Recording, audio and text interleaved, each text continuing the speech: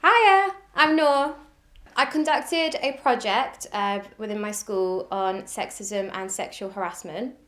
The original inspiration for the project was based on conversations that I'd had with my students as a sociology teacher, but also in the context of the feminist group that I ran at the time. It was clear that sexism and sexual harassment were both very much alive within my school, but also outside of my school amongst peers, which was later confirmed by the UK Feminista research that was conducted nationwide.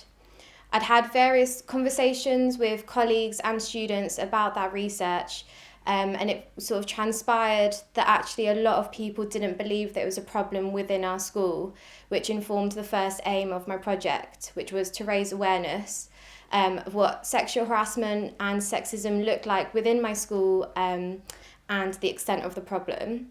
The second aim was to then go about reducing those levels of sexism and sexual harassment within the school. The first step of the project was to build an evidence base.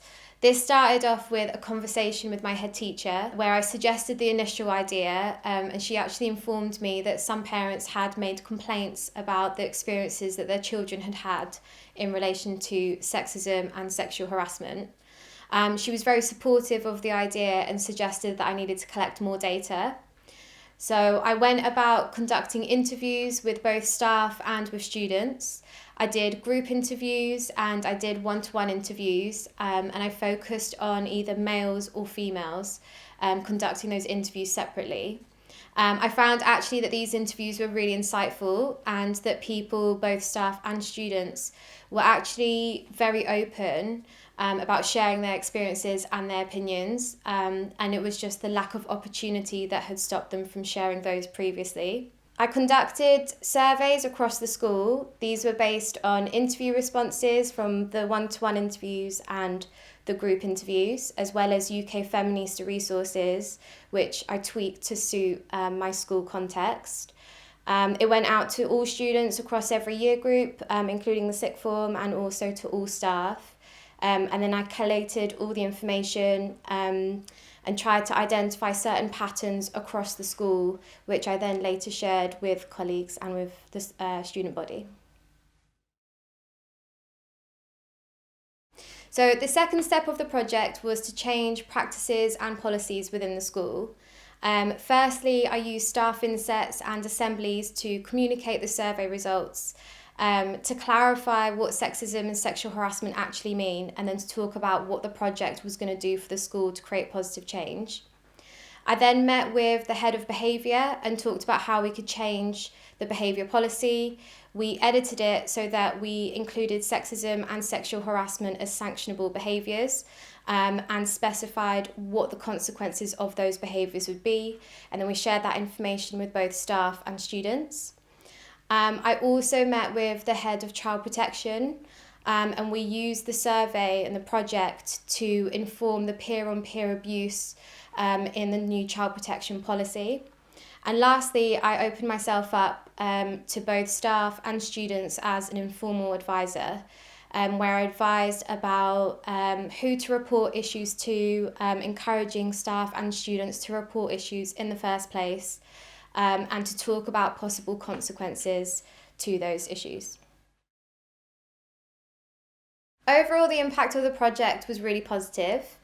Firstly, in sort of raising awareness of what actually constitutes sexism and sexual harassment and really clarifying those definitions. Secondly, the impact of addressing instances of sexism and sexual harassment amongst both students and staff, and opening up those opportunities to have conversations directly with students and staff when their behaviour or their comments might have constituted sexism or sexual harassment. And thirdly, I would say just normalising those conversations. So opening up opportunities to discuss experiences, to ask for advice, and to address the problem head on.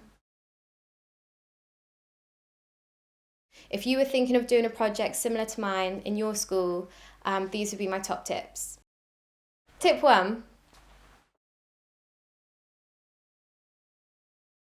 take it to someone who's in a position of power within your school. So whether that's the head teacher, the head of child protection, or even your line manager, and discussing the idea with them. If you can get support from them, then your project is more likely to be successful. Tip 2. I would accept help from as many people as possible. It is a really big project, it is time consuming, and actually a lot of people are willing to help and do want to be involved. It just takes someone to start the project in the first place. Tip 3. I'd really think about the language that you would use. Try and frame it as positively as possible. So rather than talking about the issue in a negative way, rather that this is an opportunity for all of us to learn, to better understand the problem, and to address the problem as a group together head on. UK Feminista have been amazing and have been a huge contributing factor to the success of this project. So thank you so much for your help, and I really encourage those of you who are considering taking on a similar project in your school to really go ahead and do it. It's a very, very rewarding process, and you will no doubt create positive change and helping so many staff and students along the way. Good luck!